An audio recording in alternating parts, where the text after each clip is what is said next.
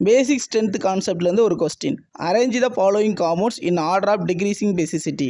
Option A pyridine, option B pyrrole, option C piperidine, option D imidazole. இந்த 4 ஆப்ஷனோட decreasing basicity order நம்ம பார்க்கலாம். First Lewis பேஸ்னா electron பேரை டொனேட் பண்ணக்கூடிய சப்ஸ்டன்ஸ் லூயிஸ் பேஸ் அப்படின்னு சொல்லுவோம். இந்த லூயிஸ் பேஸ் எலக்ட்ரோநெகட்டிவிட்டி இன்க்ரீஸ் ஆகும்போது டிக்ரீஸ் ஆகும். இந்த எலக்ட்ரோநெகட்டிவிட்டி பெர்சன்டேஜ் ஆஃப் எஸ் கேரக்டரை டிபெண்ட் பண்ணி இருக்கும். Percentage of S character increase ஆகும்போது எலக்ட்ரோநெகட்டிவிட்டி இன்க்ரீஸ் ஆகும். ஃபார் எக்ஸாம்பிள் sp ஹைபிரிடைசேஷன் இருந்துச்சுன்னா 50% எஸ் கேரக்டர் இருக்கும். sp2 ஹைபிரிடைசேஷன் இருந்தா 33% எஸ் கேரக்டர் இருக்கும்.